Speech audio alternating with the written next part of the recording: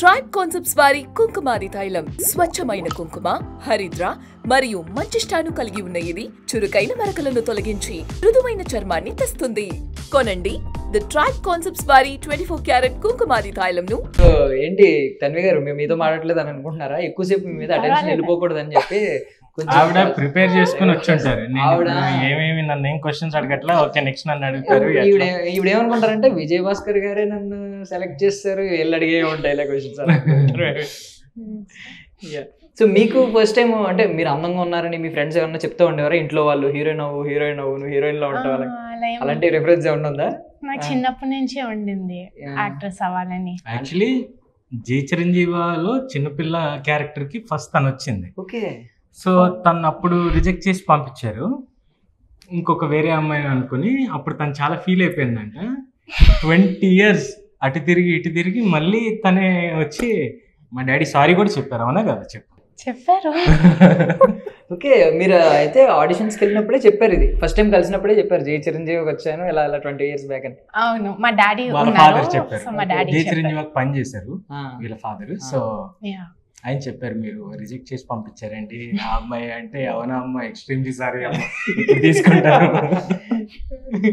20 years పట్టింది అనమాట తీరడానికి. ఒకటి ఎప్పటి గట్టిగా వస్తున్నారు కదా, ఒక చిన్న పాప క్యారెక్టర్ కి lead hero lead actor character మొత్తం టైటిలే ఆవిడదా?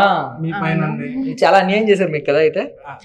కానీ అంతే కదా యాక్టిల్. బట్ నాన్నగారు అంతే, మీకు ప్రేమ కావాలి, ప్రేమ అంతే.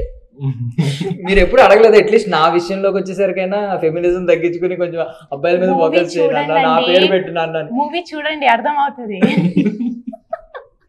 Actually she has a point. Okay, title మాత్రమే ఉషాపరి. ఓకే, ఏదో ఉంది అయితే. మీ పేరు ఏంటంటే అందులో? హనుమంతరావు. హనీ. హనీ. యా, రెండు హనుమంతరావు అని పేరు. అది నాకు నచ్చక హనీ అని మార్చుకుంటాం అనమాట. సో అందరూ they call me honey. So మీ క్యారెక్టరైజేషన్ ఏంటి, ఎలా ఉండబోతుంది? ఆయన మేము చూసాము ఫుల్ ఇది రామ్ కామ్ అనేది అర్థమవుతుంది. ఫ్యామిలీ ఎంటర్టైనర్స్ ఆయన సినిమాలు అంటేనే ఫ్యామిలీ ఎంటర్టైనర్స్. సో ఇందులో రొమాంటిక్ కామెడీ రొమాన్స్ ఎంత ఉందో కామెడీ అంతే ఉంటుందని ఈయన క్యారెక్టరైజేషన్, ఈయన ఫ్రెండ్ క్యారెక్టరైజేషన్, ఇంకా చాలా మంది ఉన్నారు కదా, ఇప్పుడు శివాజీ రాజా గారు ఉన్నారు ఇలా. సో అర్థమవుతుంది సినిమా గురించి. మీ క్యారెక్టరైజేషన్ ఎలా ఉంటుంది? మీరు ఏమన్నా అంటే అమ్మాయిలు ఈ మధ్యన సెకండ్ వర్షన్ కూడా బయటపడుతున్నారు కదా, ఏమన్నా హార్ట్ బ్రేక్ చేసి వెళ్ళిపోయే టైపా మీరు సినిమాలో? కాదు కదా, చెప్పకూడదు. అవును, చెప్పచ్చాలా?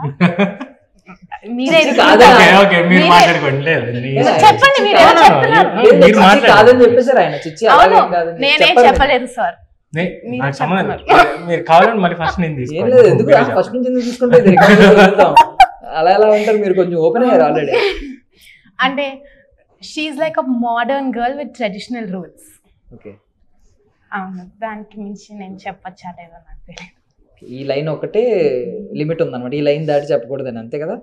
Modern girl with traditional roots అంటే ఆలోచించి వచ్చా ఇలాంటి ఏదో క్వశ్చన్ అడుగుతారని.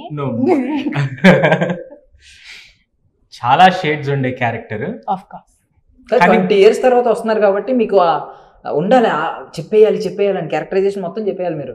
20 years పట్టింది కదా రావడానికి, సో మీరు రివీల్ చేయాలి కదా ఫాస్ట్ గా మాకు.